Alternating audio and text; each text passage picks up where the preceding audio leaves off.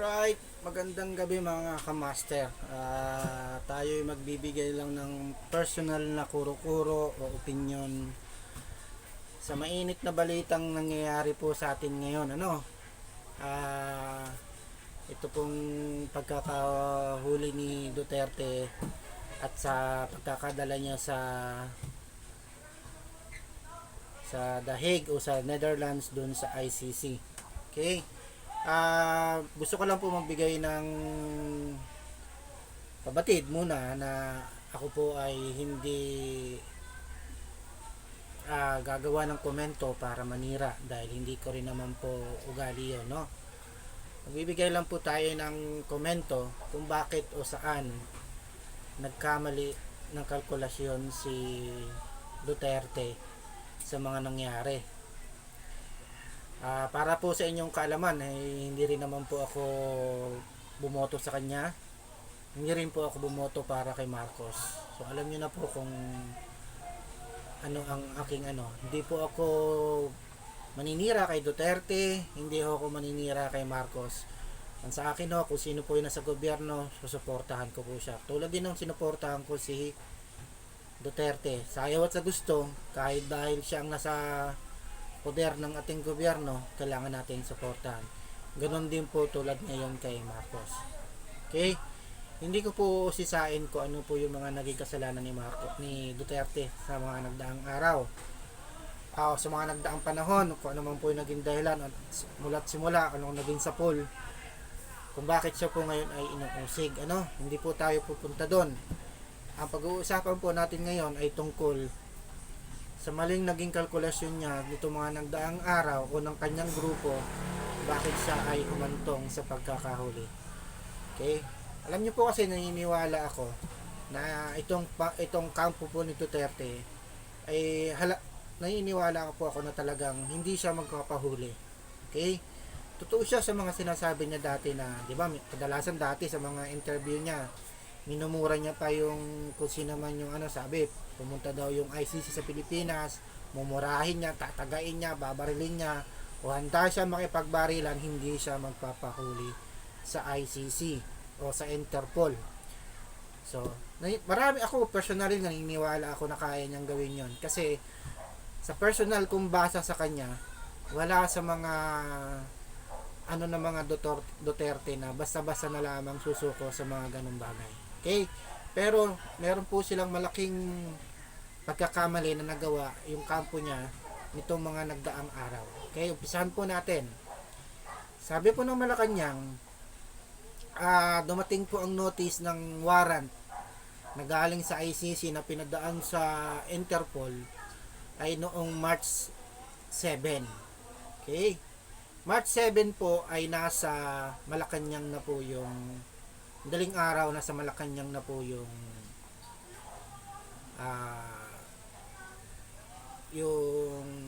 warrant. Okay? Sa opisina na ng pinasa na po siya sa Solicitor General. So from doon pa lang nag-prepare na ang gobyerno para sa gagawing pag-aresto.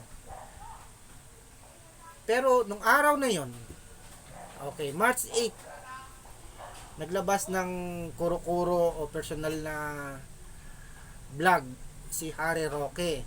Okay, alam niyo naman po si Harry Roque ay masugid na tagapagtanggol at tagasunod ni Duterte.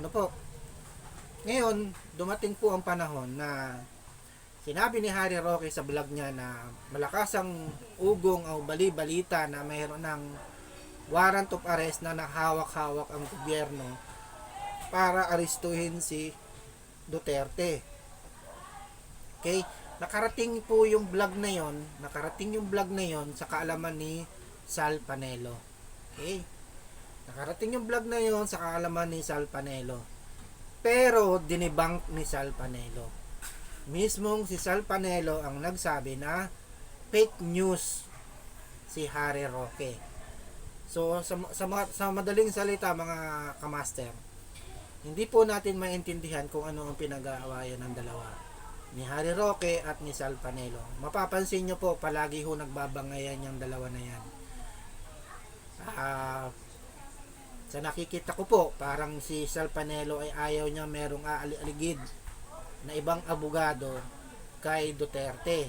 Gusto niya parang siya lang yung nakikita o hihingaan ng mga legal advice ni Duterte. Okay? Pero nagkamali siya ng kalkulasyon. Ito namang si Harry Roque, although may narinig na siyang balita na gano'n, kulang yung narinig niya, kulang yung data niya, kasi ang pagkakaintindi niya, ang hawak na warrant of arrest ng gobyerno ay galing sa local. Parang ang pagkakaintindi nila ay meron ng mga kaso na ipinasa yung gobyerno at hawak na ng gobyerno yung warrant of arrest na galing sa local court. Okay? Hindi niya ngayon ma-determine kung ano yung warrant of arrest na hawak na ng gobyerno. So ang nangyari, nag-post lang siya sa Facebook, nag-live siya at sinabi niya na natutunugan niya na meron ng warrant of arrest ang gobyerno. At yun nga yun nakarating kay Sal Panelo. At yun nga dinebunk siya ni Sal Panelo hanggang sa nagkasalitaan sila ng hindi maganda na sabi fake news si Harry Roque. Sinasabi niya pa, sino ba yan si Harry Roque para magsalita ng ganyan? So parang sinasabi niya na since na si Harry Roque ay nagtatago, walang karapatan si Harry Roque na magbigay ng babala sa kampo ni Duterte. So doon siya nagkamali. Hindi niya binigyan ng kalkulasyon o nagkamali siya ng kalkulasyon o nagkulang siya ng kalkulasyon sa mga ibinalita ni Harry Roque. Okay? Punta po muna tayo doon. Ano pa yung sumunod na pagkakamali ng pamilya ng kampo ng mga Duterte? Naimbitahan ang kampo ng Duterte na pumunta sa Hong Kong para sa mga pagtitipon ng mga OFW. Alam naman natin yan lahat na pumunta si Duterte sa Hong Kong. Pumutok ang balita, nakita ng mga vlogger, nakita ng mga ito daw si Duterte ay pumunta ng Hong Kong at tatakas na, hihingi na ng asylum sa China, dadaan muna sa Hong Kong, parang dun siya ko-contact para makontak niya si Xi Jinping o yung presidente ng China. Okay? Hindi pa rin kumpirmado ang mga balita ngayon. Pero malakas na ang ugong na puhulihin na si Duterte dahil nga meron ng arrest warrant. Okay? Sa lahat ng mga local na vlogger dito na tumitira kay Duterte, palaging sinasabi, tumakas na si Duterte, pumunta na ng Hong Kong. Pero ang totoo niyan, inimbita talaga siya ng mga OFW sa Hong Kong para na rin sa ginagawang kampanya. So, ini-endorse niya ngayon yung mga kandidato niya sa PDP. Okay? Pangatlong pagkakamali niya, bago siya umalis, ang gobyerno natin ay nagpadala ng napakaraming sundalo sa Davao. Okay? Hindi malinaw kung ano ang pakay ng mga sundalo sa Davao. Napakarami nagpadala ng mga sundalo sa Davao. Hindi malinaw kung ano ang mga pakay ng pagpunta roon. Augmentation ba sa mga nagaganap na bakbakan sa Mindanao, sa parte ng Bukidnon o kung saan man yan? Hindi malinaw. Pero isa ng indication yon na maaaring diversionary tactics lang po yun ng gobyerno. Okay? So alam ng gobyerno na mahihirapan na mahuli si Duterte pag siya ay nasa Davao. Maghahanapan sila, magtataguan pong sila doon. Hindi nila maaaring magtago rin si Duterte o pumunta sa isang lugar na hindi basta-basta mapapasok ng mga otoridad. Tulad ng ginawa ni Kibuloy. Okay? Maaari magtago din si Duterte kung saan nagtago si Kibuloy, di ba? Mas kabisado ni Duterte ang Davao. Kaya alam ng gobyerno na mahihirapan silang hulihin si Duterte pag si Duterte ay nasa Davao. Okay? Yun na po yung pangatlong pagkakamali ni Duterte, ng kampo ni Duterte. Ang pang-apat ay yung paglipad nga niya papuntang Hong Kong. Okay? Nung nasa Hong Kong na sila, somewhere dan, kung saan man, imposible hong wala silang nakuhang balita na mainit na sa Pilipinas, ang balita na meron ng warrant.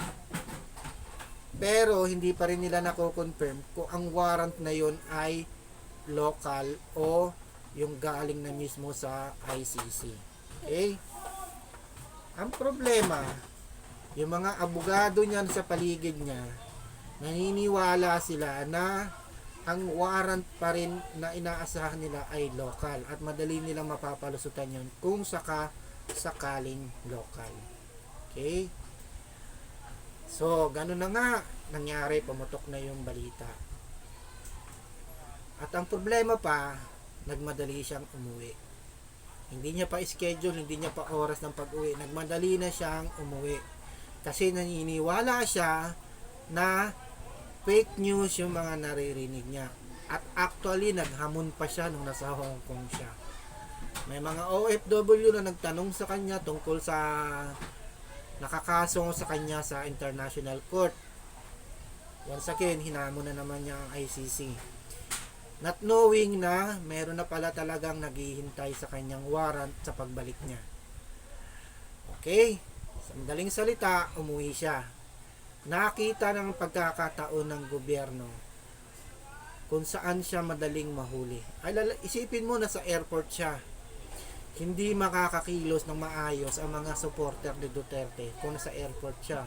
Lalo na at nasa Maynila siya. Okay? Ibig sabihin, nasa Maynila, nasa Pasay siya.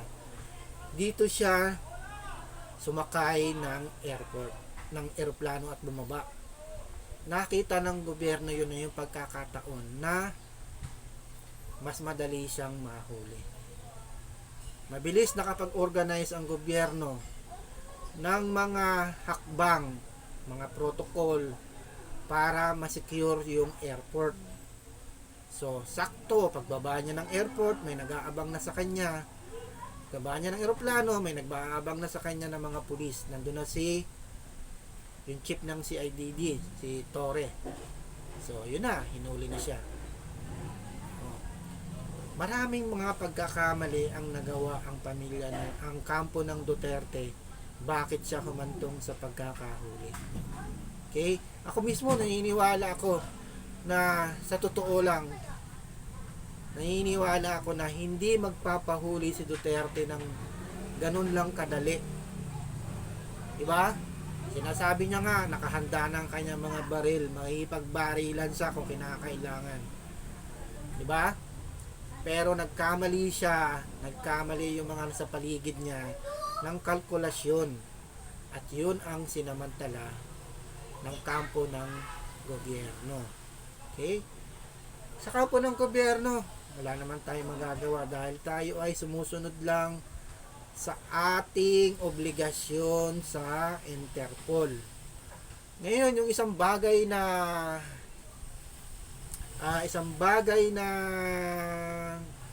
pinoprotesta ng mga kampo ng Duterte, yung tungkol sa kung tayo pa ba ay legal o hindi na legal na kasapi ng ICC. Oo nga, wala na tayong connection sa ICC.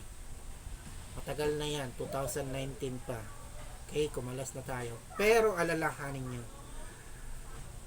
noong ay tayo mismong ang kampo na rin ni Duterte ang nag-question sa Supreme Court kung may karapatan pa ba ang ICC na makialam o may karapatan pa ba ang ICC na kasuhan si Duterte. At malinaw yun na sinagot ng ating Supreme Court na ang hahabulin na lamang ng ICC kay Duterte ay yung mga panahon na kung saan tayo bago kumalas. So kung kumalas tayo ng 2019, so ibig sabihin simula nung 2016 hanggang 2019, o kung bago tayo kumalas, yun ang mga panahon na hinahabol ng ICC. Yun lang naman po. Yung ibang kaso na nangyari o ginawa, o meron mang kaso o mga pagkakasala si Duterte na ginawa after ng 2019, hindi po yun kasama sa mga kinaso sa kanya. Okay? So, medyo magulo ang takbo ng ating lipunan sa ngayon. So, dapat lang magmatsyag tayo. Huwag natin pairali ng init ng ulo. Igalang natin ang mga nasa otoridad para hindi lumaki ang gulo. Okay? Bago ka kumilos, bago mo itaas ang kamay mo para manakit, bago ka magsalita na masakit, pag-isipan mo muna. Kapwa mo Pilipino yan. Pero tulad ng sinasabi natin, lahat ng bagay, kung ikaw ay nagkasala, kailangan mong harapin. Diba? Ganun naman tayo. Ganun naman talaga dapat sa mundo. Kung hindi mo harapin dito ngayon yan, maaaring harapin mo yan sa pagharap mo sa Panginoon. Okay? So, yun lamang po. Gusto ko lamang pong ma-share talaga sa inyo kung sa aking personal opinion kung saan mga nagkamali ang kampo ni Duterte at humantong sa kanyang pagkahuli. Masyadong naging late na po ang kilos ng mga abogado niya. Okay? Titinan po natin ngayon, nawala na sa eksena yung mga masugid niyang senador. Wala po sa tabi niya. Nagkulang po ng intelligence. Masyado po silang naging tiwala.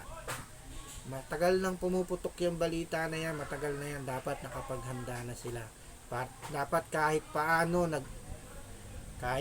nag-research na sila o kumausap na sila kung sakasakali ng mga abogado na na pwedeng magrepresenta sa kanila sa ICC.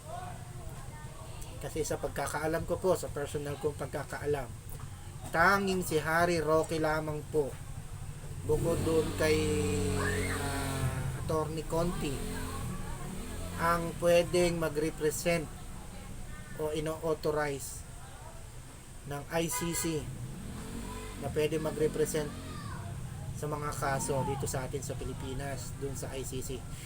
Correct me if I'm wrong po, pero yun lang pong dalawang tao na yun ang alam ko. Si Harry Roque at si Attorney, pangalan ng first name nung basta yung Conti, yung babae. Okay? Ang problema, si Harry Roque naman po ay nagtatago. So, yun po ang masaklap na kaganapan na hindi po naagapan ng kampo ng mga Duterte. Kaya ngayon, sila po ay nagkakagulo at pinipilit sumabay o makahabol sa mga pangyayari. Pero obserbahan po natin yung mga sa ating paligid at tayo po ay magmatsyag. Ano po? Maraming salamat po sa inyo.